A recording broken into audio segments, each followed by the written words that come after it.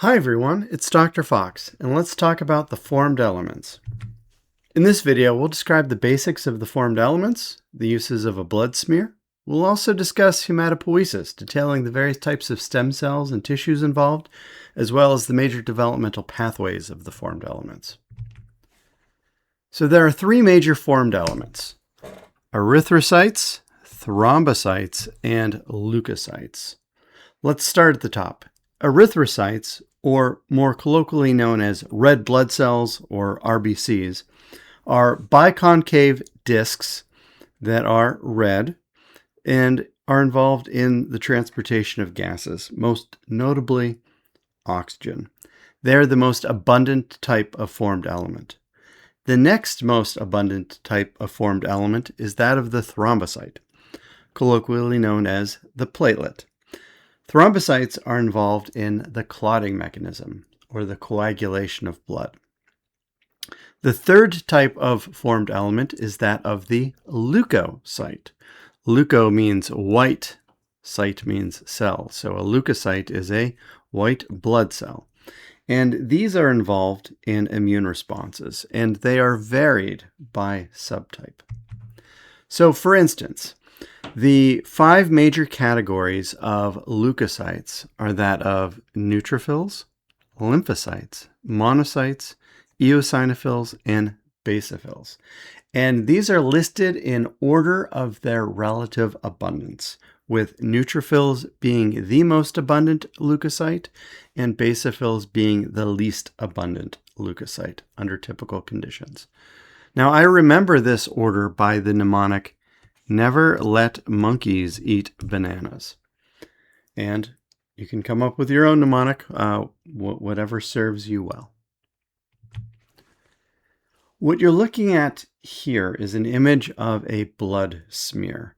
A blood smear in its own way was the original complete blood count. So people would take a drop of blood and smear it on a slide and investigate it with a light microscope.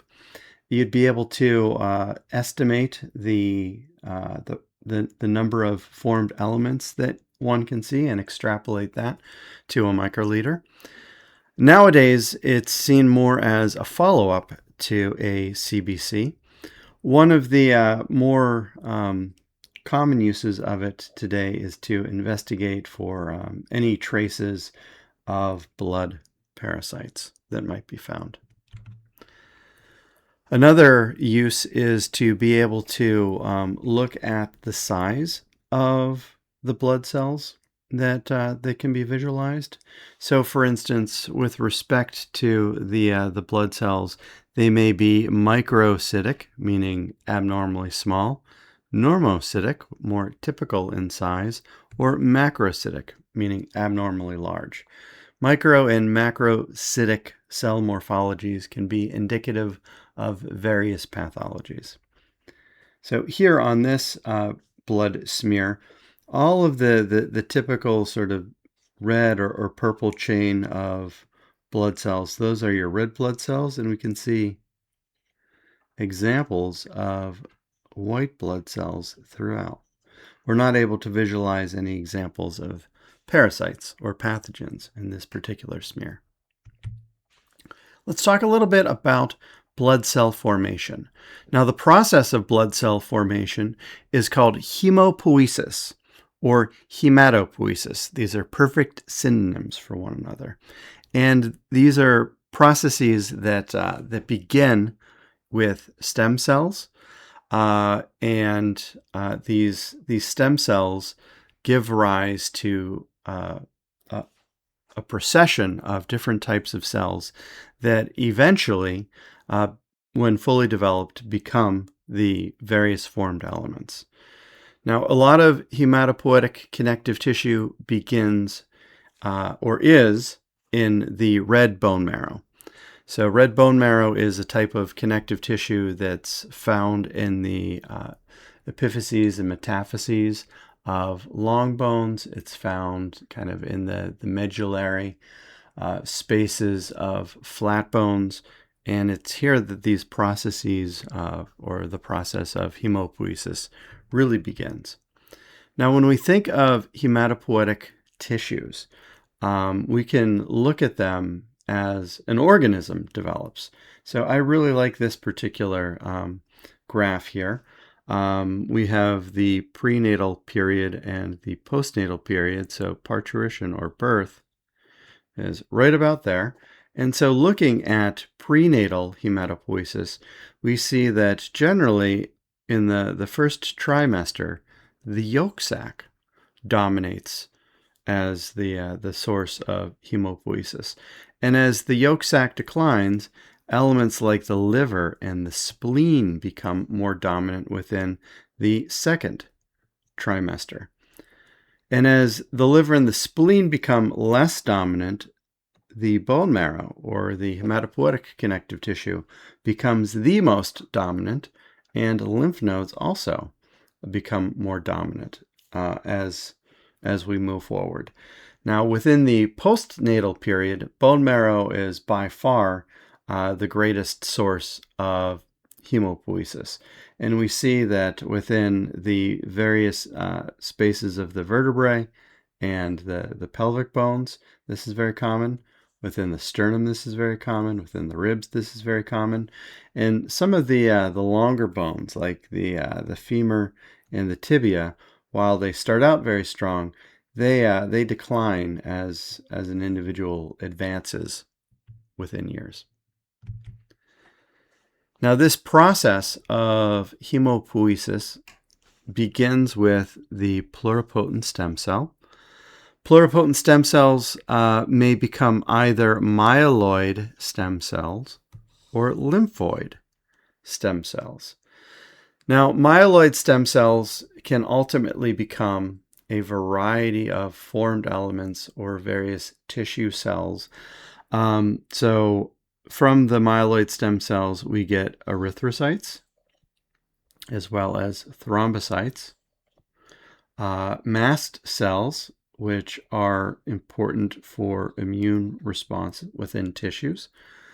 We also get the granular lymphocytes, so basophils, neutrophils, eosinophils, and we get monocytes, which are of the agranular leukocytes, that can become macrophages within tissues. Now, the lymphoid stem cells become lymphocytes. So they can become T cells, so helper T cells, cytotoxic T cells, etc. They can become natural killer cells, or they may become B cells. And we'll talk a lot about both T cells and B cells, or T and B lymphocytes, later on in the context of the lymphatic system. Those B lymphocytes or B cells can become plasma cells within the tissues, and these are the cells which are going to release antibodies or immunoglobulins within the tissue to fight infection. So when thinking about this, myeloid stem cells give rise to nearly everything except most of the agranular leukocytes, everything minus monocytes. Those are handled by the lymphoid stem cells.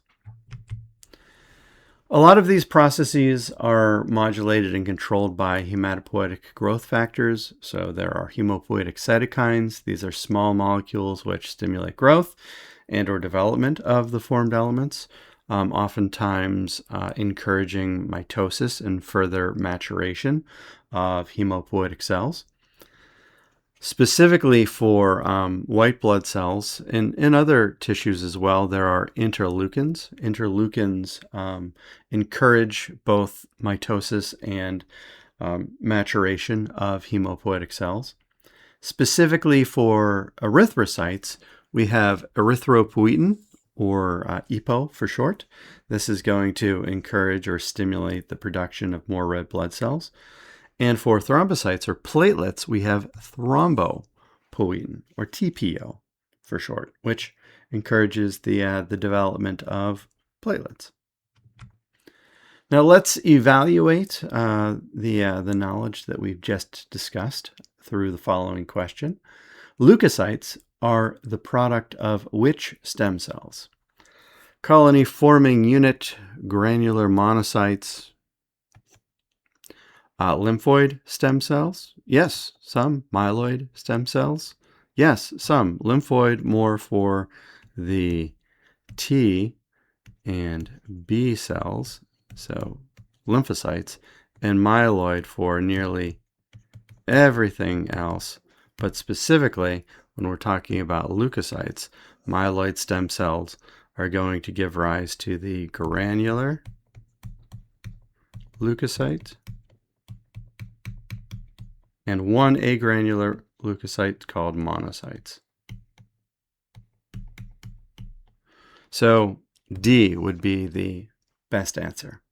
Thank you so much for your time, and I look forward to talking to you in the next video.